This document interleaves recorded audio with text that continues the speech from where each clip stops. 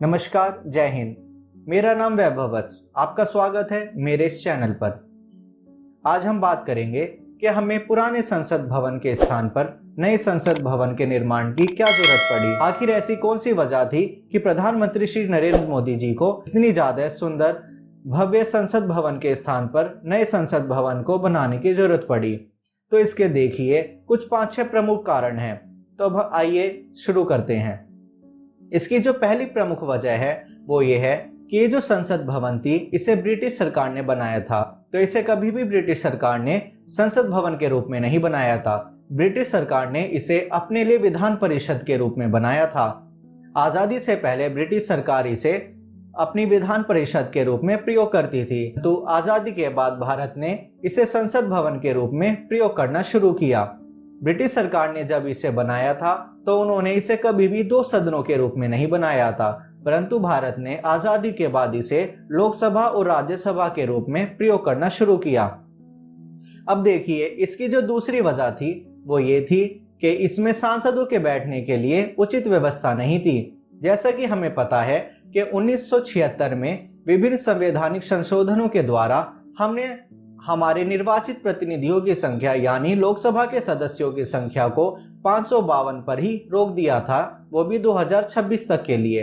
अब जब भारत आजाद हुआ था तो हमारे 5 लाख की जनसंख्या पर एक प्रतिनिधि होता था और अब वर्तमान में भारत की बढ़ती हुई जनसंख्या में 25 लाख की जनसंख्या पर एक प्रतिनिधि है, जो कि दुनिया के सबसे बड़े लोकतांत्रिक देश के लिए काफी चिंताजनक स्थिति है। तो यानी 2026 में हमें अपने सांसदों की संख्या को काफी हद तक बढ़ाना पड़ेगा, तब जाके हम एक लोकतांत्रिक व्यवस्था का उचित मॉडल स्थापित कर पाएंगे। और जब ये 2026 में नए सांसद चुन के आएंगे तो अगर यही पुरानी संसद भवन रहती तो उनके बैठने के लिए इसमें व्यवस्था ही नहीं होती। अब देखिए इसका जो तीसरा महत्वपूर्ण कारण है, सभा और राज्यसभा का ज्वाइंट सेशन बुलाते हैं। अब इस ज्वाइंट सेशन की जो मीटिंग होती है वो केंद्रीय कक्ष में होती है। केंद्रीय कक्ष की जो क्षमता है वो 436 सीटों की है और उसे उसकी उच्चतम क्षमता तक प्रयोग कर लिया गया है। अब जब ज्वाइंट सेशन होता है लोकसभा और राज्यसभा का तो हमें 200 चेयर एक्स्ट्रा लगानी पड़ती हैं, जो कि दुनिया की सबसे बड़े लोकतांत्रिक देश की संसद के लिए गरिमापूर्ण स्थिति नहीं रहती है।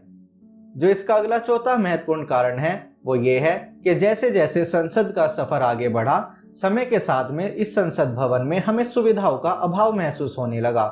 अब जैसे जैसे हमने इसमें नई सुविधाओं को जोड़ा, जैसे कि सांसदों की सुरक्षा के लिए सीसीटीवी हो, चाहे सांसदों की सुविधाओं के लिए इसमें एयर कंडीशनर का लगाना हो, नई सीवर लाइनों का बिछाना हो, या फिर इसमें सांसदों के लिए नए स्पीकर, माइक्स या फिर वोटिंग के लिए अन्य उपकरणों को लगाना हो, इन सब सुविधाओं को स्थापित करने के दौरान काफी हद तक संसद की इमारतों के साथ छेड़छाड़ हुई। इससे हमने संसद की एक तो सुंदरता को प्रभावित किया और इसके साथ ही हमने संसद भवन की इमारत को भी नुकसान पहुंचाया।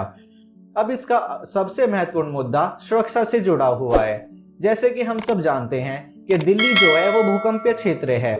जब इस संसद भवन को बनाया गया था तो दिल्ली जो है वो जोन 2 में थी, परंतु वर्तमान में दिल्ली जो है वो जोन 4 में स्थित है। तो ये भूकंप की दृष्टि से काफी संवेदनशील है। तो इस इमारत को भूकंप के उस स्तर तक के लिए नहीं बनाया गया था।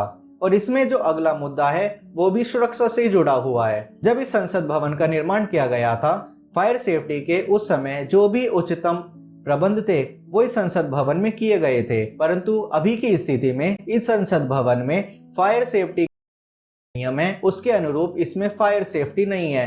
तो इसीलिए इस संसद भवन के स्थान पर हमें नए संसद भवन को बनाना पड़ा। इसके अलावा भी कई सारे कारण हो सकते हैं, पर उनमें से ये कुछ कारण हैं जिसके कारण हमें नए संसद भवन का निर्माण करना पड़ा। अगर आपको ये वीडियो अच्छी लगी हो तो चैनल को सब्सक्राइब करिए और वीडियो को लाइक कीजिए। नमस्कार।